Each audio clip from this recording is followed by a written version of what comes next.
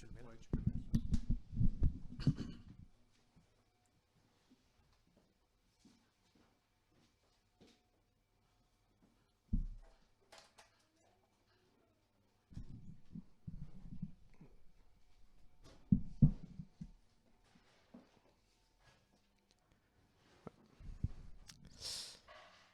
Je vais juste prier avant, et puis après on pourra prendre ce temps de prédication. Ouais, notre Dieu, illumine, éclaire nos cœurs, illumine et éclaire nos esprits, renouvelle notre intelligence par ton esprit, parle-nous, fais-nous grâce de nous parler ce matin par ta parole, et rends-nous attentifs à ce que tu as à nous dire ce matin, par ta parole. Dans le nom de Jésus-Christ, j'ai prié. Amen. Alors, j'espère que c'est solide, ça ne va pas tomber. Non, ça va.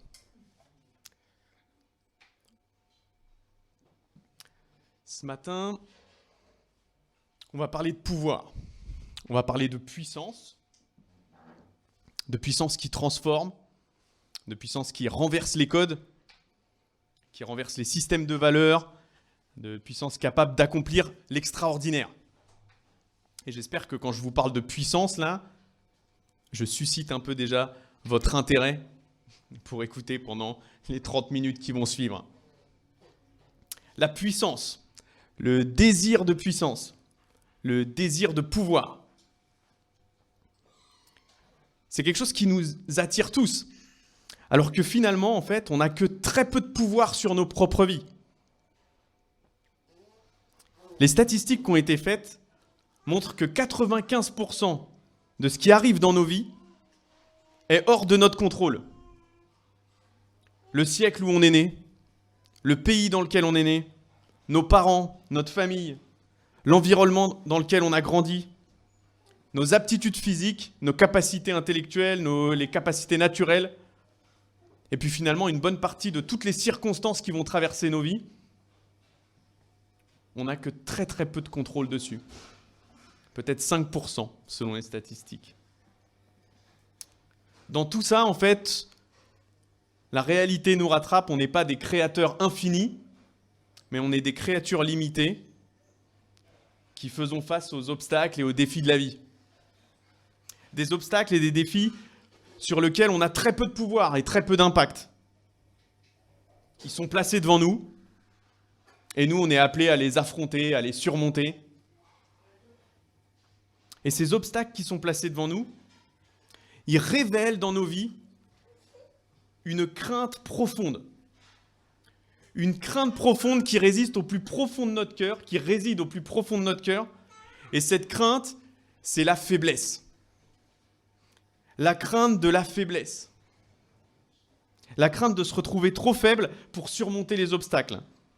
Trop faible pour relever les défis qui nous entourent. Trop faible pour obtenir ce qu'on veut. Une crainte identitaire. D'être un être humain trop faible. Et ça, ça nous pousse à désirer, plus que tout, la puissance et le pouvoir. On craint la faiblesse, on désire la puissance. Obtenir la puissance et le pouvoir pour construire notre identité. Celle de quelqu'un capable de tout affronter, capable d'obtenir ce qu'il veut. Capable de réussir sa vie, capable d'élever ses enfants, capable d'avoir beaucoup d'argent, capable de gagner telle ou telle compétition sportive, capable de supporter le regard de l'autre. Plus que tout, dans la vie, on veut être capable. La créature limitée veut être capable d'être un créateur infini.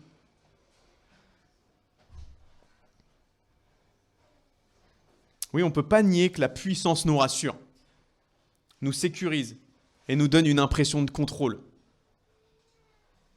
Et ce matin, où on va se plonger dans la parole de Dieu, et plus précisément, on va se plonger dans la deuxième lettre de l'apôtre Paul à l'église de Corinthe. Paul qui entretenait une relation particulière avec les Corinthiens, les chrétiens de l'église de Corinthe, des fois une relation qui pouvait même être tendue. Paul proclame la puissance de l'évangile de Jésus-Christ dont il est l'apôtre, et les Corinthiens, eux, comprennent pas. Et la question des Corinthiens, elle nous concerne un peu ce matin. Si Paul, il est l'apôtre de Jésus-Christ, dont l'évangile est si puissant, alors pourquoi est-ce que Paul, il est si faible? Pourquoi est-ce que Paul, il est si fragile? Paul, apparemment, c'était certainement un petit homme, plutôt chétif, pas forcément un grand orateur. Alors est-ce que c'est comme ça que se manifeste la puissance de l'évangile? Et face aux obstacles, aux défis du ministère de Paul, Paul va terminer en prison. Elle est où la puissance de l'évangile là-dedans? Est-ce que comme les Corinthiens, on doit croire à la puissance extraordinaire de l'évangile de Jésus-Christ? Est-ce qu'elle va nous apporter la puissance, le pouvoir, pour être capable de tout affronter? C'est ça l'évangile? C'est ce qu'on va voir ce matin. Et pour ça, je vais vous inviter à ouvrir le chapitre 4 de la deuxième lettre aux Corinthiens. La proclamation de l'apôtre Paul qui nous dit que la manifestation de la puissance de l'évangile dans la vie du croyant, c'est renversant. La manifestation de la puissance de l'évangile dans la vie du croyant, c'est renversant. Donc chapitre 4 de la deuxième lettre de Paul aux Corinthiens, et on va lire les 15 premiers versets, je vais les projeter dans la version Summer. Je lis. Ainsi, puisque tel est le ministère que Dieu nous a confié dans sa bonté, nous ne perdons pas courage. Nous rejetons les intrigues et les procédés indignes. Nous ne recourons pas à la ruse et nous ne falsifions pas la parole de Dieu. Au contraire, en faisant connaître la vérité, nous nous en remettons devant Dieu au jugement de tout homme. Et si notre évangile demeure voilé, il ne l'est que pour ceux qui vont à la perdition, pour les incrédules. Le Dieu de ce monde a aveuglé leur esprit et les empêche ainsi de voir briller la lumière de l'évangile qui fait resplendir la gloire de Christ, lui qui est l'image de Dieu. Ce n'est pas nous-mêmes que nous mettons en avant dans notre prédication, c'est le Seigneur Jésus-Christ. Nous-mêmes, nous sommes vos serviteurs à cause de Jésus. En effet, le même Dieu qui un jour a dit que la lumière brille du sein des ténèbres, a lui-même brillé dans notre cœur pour y faire resplendir la connaissance de la gloire de Dieu qui rayonne du visage de Jésus-Christ. Mais ce trésor, nous le portons dans des vases faits d'argile, pour que ce soit la puissance extraordinaire de Dieu qui se manifeste, et non notre propre capacité. Ainsi, nous sommes accablés par toutes sortes de détresse, et cependant jamais écrasés. Nous sommes désemparés, mais non désespérés, persécutés, mais non abandonnés, terrassés, mais non pas anéantis. Oui, nous portons toujours et en tout lieu, dans notre corps, la mort de Jésus, afin que la vie de Jésus soit elle aussi rendue manifeste par notre corps. Car sans cesse, nous qui vivons, nous sommes exposés à la mort à cause de Jésus, afin que la vie de Jésus soit aussi rendue manifeste dans notre corps mortel. Ainsi, la mort fait son œuvre en nous, et la vie en vous. Nous sommes animés de ce même esprit de foi dont il est question dans cette parole de l'Écriture. J'ai cru, voilà pourquoi j'ai parlé. Nous aussi, nous croyons, et c'est pour cela que nous parlons. Nous savons en effet que Dieu, qui a ressuscité le Seigneur Jésus, nous ressuscitera aussi avec Jésus et nous fera paraître avec vous en sa présence.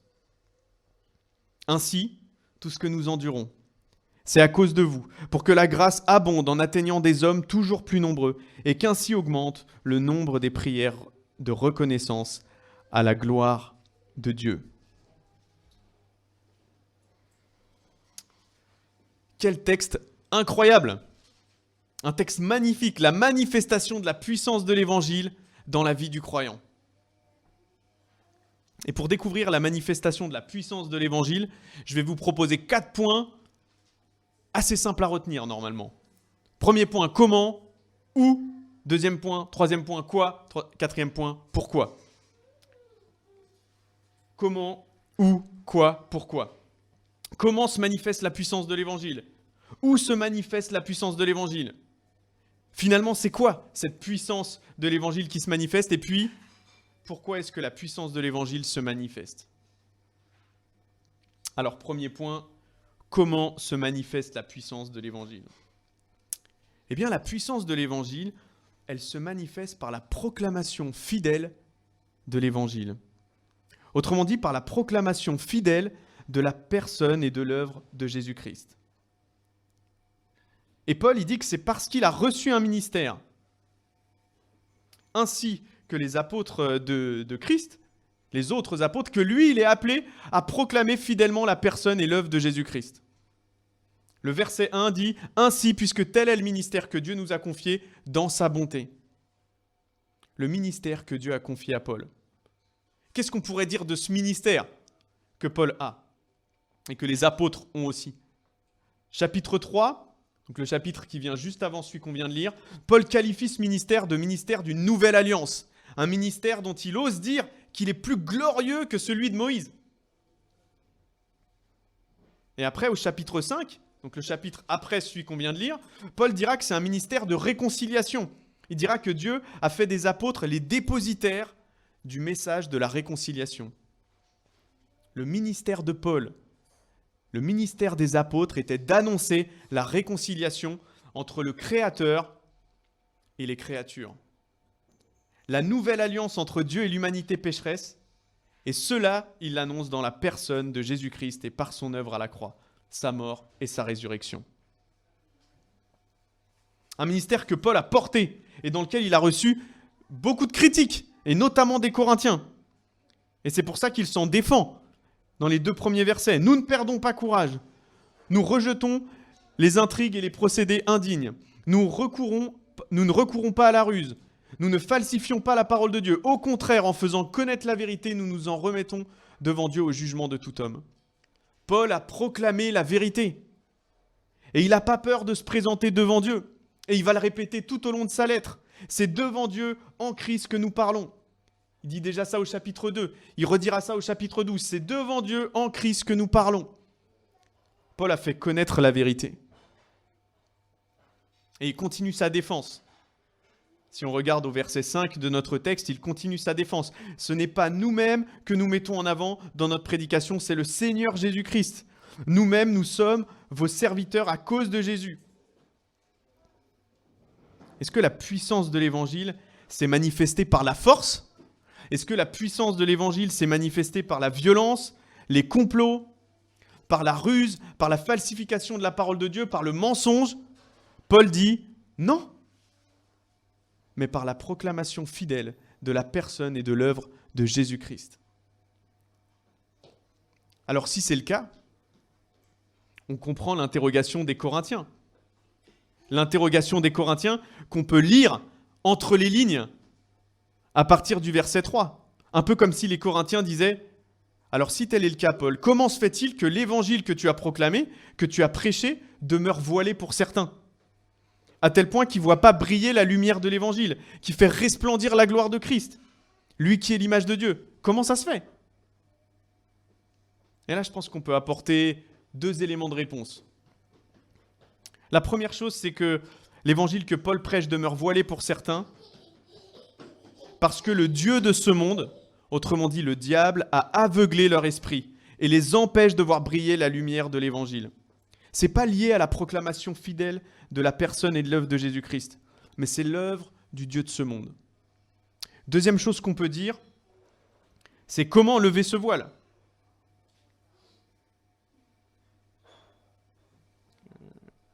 Et là, si on avait lu au chapitre 3, on aurait vu que Paul dit que certains lisent l'Ancien Testament et qu'ils ont quand même un voile qui demeure, et que ce voile peut être enlevé uniquement en Christ. Ce n'est qu'en Christ et en son œuvre qu'on peut comprendre la grande réconciliation entre Dieu et nous, la nouvelle alliance. La puissance de l'Évangile ne se comprend qu'en Christ et en son œuvre. Oui, on peut être sûr que Paul a exposé la vérité et proclamé fidèlement l'Évangile. Il ne s'est pas mis en avant dans sa prédication, mais c'est le Seigneur Jésus-Christ et son œuvre qu'il a prêché. Parce que c'est ainsi que Dieu a voulu que soit manifestée la puissance de l'Évangile de Christ, par une proclamation fidèle. Et ça, c'est renversant. Parce que c'est tellement à l'opposé de la puissance qui prend le pouvoir par la force. C'est tellement à l'opposé de la puissance qui utilise le mensonge pour asservir et combler tous nos besoins. Et on peut dire ici qu'on est attristé par les périodes de l'histoire où l'évangile a été falsifié, l'évangile a été tordu pour justifier la prise de pouvoir sur les autres. L'évangile a été utilisé pour rendre l'être humain capable de violence sur un autre être humain. Parce que la puissance de l'évangile, elle ne se manifeste pas comme ça. Mais elle se manifeste par la proclamation fidèle de la personne et de l'œuvre de Jésus-Christ. Et ça, c'est renversant. C'est renversant, mais ce n'est pas juste renversant. Ça nous engage. L'Église, les croyants, même de notre époque, on n'a pas le même ministère que l'apôtre Paul. Mais l'Évangile nous engage au même principe. Ne pas falsifier, ne pas ruser, ne pas diluer l'Évangile. À choisir ce qu'on prend et ce qu'on proclame de la personne de Jésus-Christ. Ce qu'on prend et ce qu'on proclame de l'œuvre et de l'enseignement de Jésus, en fonction des endroits où on est, en fonction des gens qu'on fréquente, pour nous éviter la honte ou le rejet. À chaque fois qu'on va choisir de prendre uniquement ce qu'on veut, que ce soit par rapport à la personne de Jésus. Ah, moi Jésus, je prends le côté humain, mais je ne prends pas le côté divin. Que ce soit par rapport à son œuvre. Ah, moi Jésus, je prends son amour, mais je ne prends pas le sacrifice. Que ce soit par rapport à ce qu'il a dit. Ah, Jésus, par rapport au mariage, je pense qu'il devrait modifier son enseignement à notre époque. Finalement, en faisant ça, on glisse vers un évangile qui n'est plus l'évangile. Un peu comme un désinfectant. Je ne sais pas si vous avez déjà essayé de diluer un désinfectant. Plus vous allez le diluer, plus il va perdre en efficacité, petit à petit, et puis finalement, il ne désinfectera plus rien. Alors, est-ce qu'on peut encore appeler ça un désinfectant, s'il est dilué ? La puissance de l'évangile, c'est un puissant désinfectant, et elle se manifeste par la proclamation fidèle de la personne et de l'œuvre de Jésus-Christ. De la personne, de l'œuvre, et aussi de l'enseignement de Jésus-Christ. Ok ? Mais alors, où est-ce qu'elle se manifeste, cette puissance ? Est-ce qu'elle se manifeste uniquement chez les meilleurs d'entre les hommes et d'entre les femmes ? Est-ce qu'on peut mériter la puissance de l'évangile qui se manifeste dans nos vies ? Ça nous emmène au deuxième point. Où se manifeste la puissance de l'évangile ? Et là, on peut directement aller au verset 7. Verset 7 du chapitre 4, Paul répond « Dans des vases faits d'argile ». La puissance de l'évangile se manifeste dans les faiblesses de l'existence humaine. Paul dit que le trésor de l'évangile, la lumière qui a brillé dans notre cœur, verset 6, cette puissance de l'évangile, nous la portons dans des vases faits d'argile. Vous imaginez ? Paul ici nous montre l'écart entre notre faiblesse humaine et la puissance de l'évangile. Il ne dit pas un trésor dans un écrin, dans une boîte à bijoux ornée de dorures, mais un trésor dans des vases faits d'argile.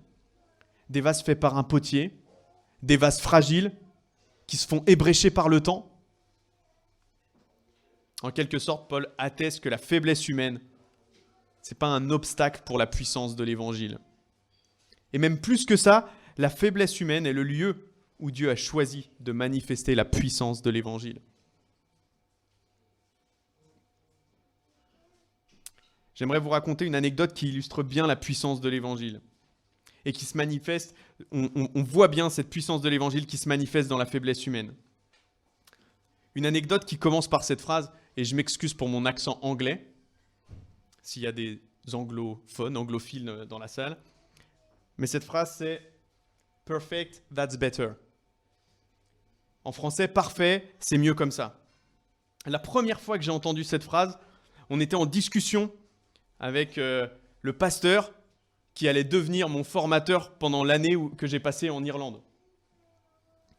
2 ou 3 mois avant d'y aller, il me demandait si on avait trouvé un logement. Et moi, je disais non, on ne trouve pas, c'est trop cher. Et il m'a répondu « Perfect, that's better ». On va prier pour ça. Finalement, on a eu un logement gratuit pour toute l'année. Après, il m'a dit « Au fait, tu parles anglais ?» Je lui ai dit « Bah, j'ai le niveau bac, quoi. » Donc, pas vraiment, quoi. Et il m'a dit « Perfect, that's better ». c'est mieux comme ça, on va prier. J'ai pu avoir gratuitement 2 jours de cours d'anglais par semaine dans la ville où on était en Irlande. Et donc, mon niveau d'anglais a level up pendant cette année. Ça faisait 2 mois qu'on était en Irlande et il devait partir en déplacement. Et il m'a dit, bon, tu vas animer le groupe de maison.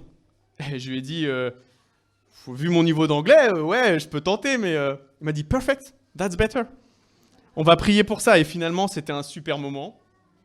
Et puis là, après, au bout de 4 mois, il m'a dit, il faut que tu prêches. Je lui ai dit, bon, j'anime un groupe de maison, d'accord, mais une prédication d'1 demi-heure en anglais. Il m'a dit, perfect, that's better.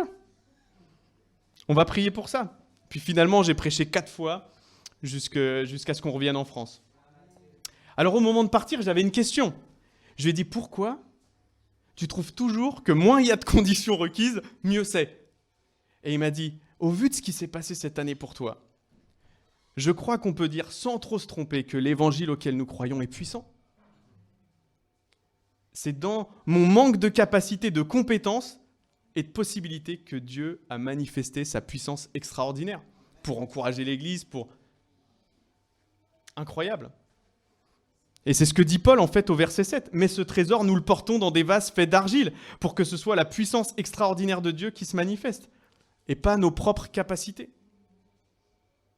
Paul parle de son ministère, de sa faiblesse, mais après quelques versets, on va voir qu'il étend ce principe à la faiblesse de tous les croyants. Et on peut même suivre, je pense, dans toute la lettre, la 2e lettre aux Corinthiens, et je vous inviterai à la lire cette semaine, une théologie de la faiblesse, qui culmine avec la déclaration du chapitre 12, que vous avez peut-être déjà entendu. C'est lorsque je suis faible que je suis réellement fort. Derrière quoi cachons-nous les vases faits d'argile que nous sommes? Dans notre quête de puissance, pour ne pas être trouvé faible devant l'obstacle, dans notre quête de puissance qui est censée nous rendre capables de tout, qu'est-ce qu'on accomplit jour après jour? Est-ce qu'on cherche à écrire un sermon exceptionnel, dimanche après dimanche, pour être reconnu? Il est capable de prêcher. Est-ce que je cherche à montrer au monde des enfants parfaits, pour qu'on dise, il est capable d'éduquer? Enchaîner des heures supplémentaires au boulot pour être reconnu capable d'obtenir une augmentation. Parce qu'en fait, à l'intérieur de nous, on crie, je veux être capable. Et la réponse de Dieu, c'est, tu ne l'es pas. Et tu sais, en plus de ça, tu n'en as pas besoin. Tu n'as pas à craindre la faiblesse. Parce que mon choix, le choix du créateur de l'univers a été de manifester sa puissance extraordinaire au milieu de la faiblesse. Et ça, c'est l'évangile renversant. La puissance de l'évangile se manifeste par la proclamation. Et la puissance de l'évangile se manifeste dans la vie du croyant, aussi faible soit-il. Et on pourrait étendre ça à l'Église, qui est le rassemblement des croyants. La puissance de l'évangile se manifeste par la proclamation et dans la vie de l'Église, aussi faible soit-elle. La puissance de l'évangile se manifeste par la proclamation et dans la vie de l'église de Farmoutier et dans la vie de l'église de Chelles, même dans les moments de faiblesse. La puissance de l'évangile se manifeste par la proclamation et dans la vie du croyant, aussi faible soit-il. Mais alors, quelle est cette puissance de l'évangile? On en arrive à notre 3e point. Qu'est-ce que c'est que cette puissance de l'évangile? La réponse, la puissance de l'évangile est une puissance de vie. La puissance de l'évangile qui s'est manifestée dans la vie de l'apôtre Paul et qu'il a proclamée aux Corinthiens est une puissance de vie. Dans la première partie de cette prédication, j'ai squeezé ou volontairement évité un des versets pour le reprendre maintenant. Parce que pour moi, c'est un des versets clés pour comprendre que la puissance de l'évangile est une puissance de vie. C'est le verset 6. En effet, le même Dieu qui, un jour, a dit que la lumière brille du sein des ténèbres, a lui-même brillé dans notre cœur pour y faire resplendir la connaissance de la gloire de Dieu qui rayonne du visage de Jésus-Christ. En la personne et l'œuvre de Jésus-Christ, Paul nous propose de voir une puissance de vie, en faisant allusion à 2 passages de l'Ancien Testament. Le premier, c'est le tout premier chapitre de la Bible, le récit de la création. La venue à l'existence de toute création, Genèse 1, et Dieu dit alors que la lumière soit, et la lumière fut. Dieu vit que la lumière était bonne, et il sépara la lumière des ténèbres. Premier passage auquel Paul fait référence. Deuxième passage, on le trouve dans l'Ancien Testament, chez le prophète Ésaïe. Et voici ce que dit le prophète. Le peuple qui marchait dans les ténèbres verra briller une grande lumière. Elle resplendira sur eux qui habitaient le pays dominé par d'épaisses ténèbres. Et ce que dit le prophète Ésaïe dans la suite, c'est que cette lumière, c'est un enfant qui nous est né, un fils qui nous est donné. Cette lumière, c'est le Messie, cette lumière, c'est Jésus-Christ. Et là, quand on prend ces deux passages de l'Ancien Testament que cite Paul, je ne sais pas si on saisit bien ce qu'il est en train de dire là. Paul, il est en train de dire que la puissance de l'Évangile, c'est une puissance comparable à la puissance créatrice de Dieu, du Dieu de l'univers. De la même manière que la puissance créatrice du Créateur de l'univers a donné la vie, la puissance de l'Évangile est une puissance de vie qui recrée, qui redonne la vie. Et cette puissance, elle a brillé dans le cœur de Paul. Cette puissance, elle brille dans le cœur des croyants en Jésus-Christ. Cette puissance de vie de l'Évangile permet même à Paul d'aller au-devant du plus grand obstacle de l'être humain. On a parlé tout à l'heure qu'on voulait se sentir puissant pour affronter les obstacles de la vie. Quel est le plus grand obstacle de l'être humain ? Si au fond de nos cœurs réside la crainte d'être trouvé faible devant les obstacles de la vie, il y a un obstacle qui attise très fortement notre désir de puissance. C'est la mort. D'ailleurs, je pense que s'il y a bien une société qui aspire à la toute-puissance pour ne pas être retrouvée trop faible devant la mort, c'est la société occidentale moderne. On pourrait parler du transhumanisme, cette volonté d'éviter la mort. Et l'apôtre Paul, lui, il a été exposé à la mort de nombreuses fois dans son ministère. Il dit au verset 11, « Car sans cesse, nous qui vivons, nous sommes exposés à la mort à cause de Jésus. » L'apôtre Paul a été lapidé. L'apôtre Paul a été persécuté parce qu'il proclamait la personne et l'œuvre de Jésus. Et à la suite du verset 11, il dit qu'il a été, après avoir dit qu'il a été exposé à la mort à cause de Jésus, il dit que c'est afin que la vie de Jésus soit aussi rendue manifeste dans son corps mortel. Paul a expérimenté la puissance de vie de l'Évangile. Il a dit à l'église de Corinthe qu'il a échappé à la mort, lui qui n'est jamais écrasé, lui qui n'est pas désespéré, pas abandonné, pas anéanti. Mais plus que ça, Paul sait une chose. Il sait que la puissance de vie de l'Évangile, cette puissance qui recrée, cette puissance qui redonne la vie, il la vit par la résurrection et la vie éternelle dans la présence de Jésus. Verset 14, nous savons en effet que Dieu, qui a ressuscité le Seigneur Jésus, nous ressuscitera aussi avec Jésus et nous fera paraître avec vous en sa présence. Et ça, c'est renversant. Ça, c'est la puissance de l'Évangile qui se manifeste par la proclamation de la personne et de l'œuvre de Jésus. Cette puissance qui se manifeste au milieu de la faiblesse. Cette puissance de vie qui renverse même le plus grand des obstacles, qui renverse la mort. Alors pourquoi ? Pourquoi est-ce que Dieu permet à cette puissance de se manifester dans la faiblesse, de renverser le plus grand obstacle qui attise notre crainte, la mort ? Est-ce que c'est pour qu'on récolte la gloire ? Pour qu'enfin on soit capable de tout, même de surmonter la mort ? Pourquoi cette puissance qui redonne la vie se manifeste-t-elle dans nos vies ?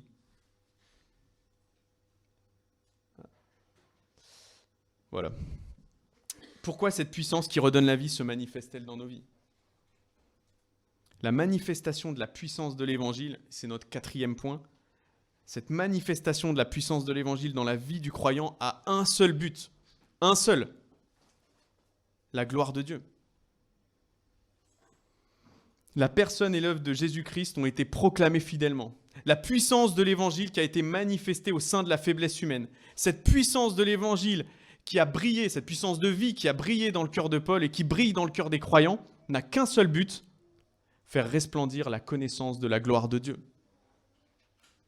Au verset 15, Paul dit que la manifestation de la puissance de l'Évangile, qu'elle se manifeste chez de plus en plus d'hommes, toujours plus nombreux, et qu'ainsi augmente le nombre des prières de reconnaissance à la gloire de Dieu. Voilà le renversement effectué quand la puissance de l'Évangile se manifeste dans la vie du croyant. C'est fini la quête de puissance pour sa propre gloire. la sensation de pouvoir et de puissance pour vaincre la faiblesse, la course à être capable de recevoir la gloire. Tout ça est renversé par la manifestation de la puissance de l'Évangile, qui n'a qu'un seul but, la gloire de Dieu.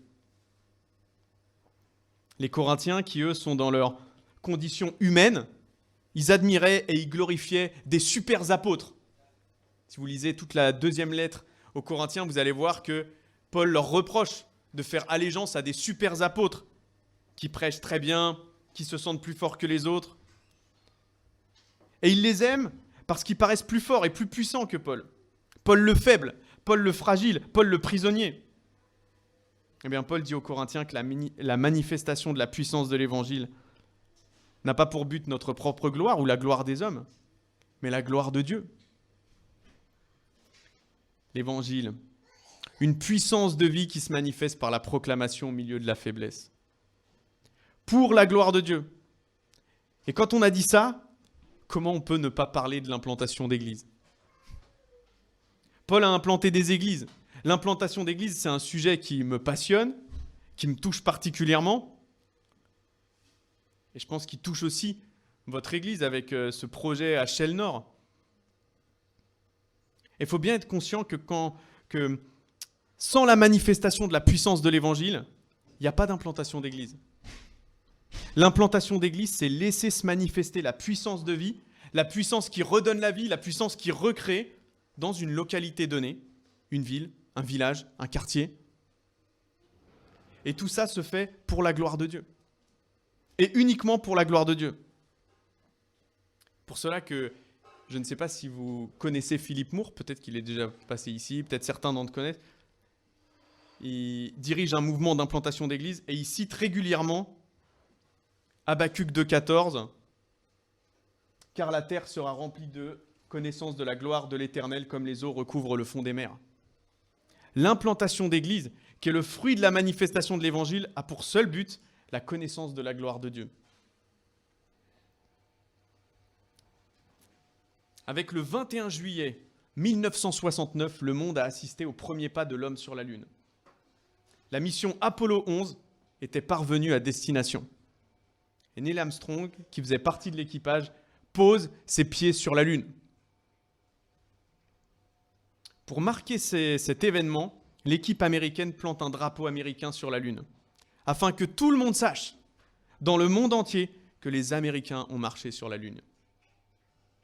Eh bien, la mission de Dieu qui s'exprime par l'implantation d'église est complètement opposée à la mission Apollo 11. On n'implante pas une église pour planter notre drapeau. Rémi ne va pas planter un drapeau dans l'Aisne. Gaël ne va pas planter un drapeau dans le nord de Chelles.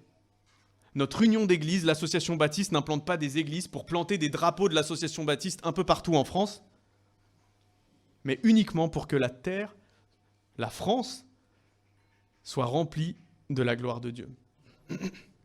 Et la manifestation de la puissance de l'Évangile dans le monde, dans l'Église, dans notre propre vie, n'a qu'un seul objectif, la gloire de Dieu.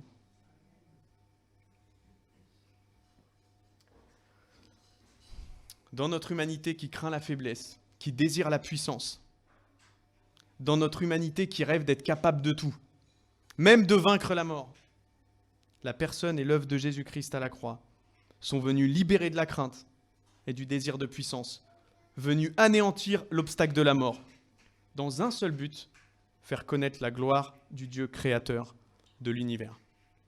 Je vais juste prier pour finir. Notre Dieu, merci pour ton évangile. Merci pour sa puissance qui redonne la vie. Merci pour sa puissance qui nous offre la vie éternelle. Merci pour sa puissance qui a vaincu la mort. Je te prie, Seigneur, qu'on reste tous fidèles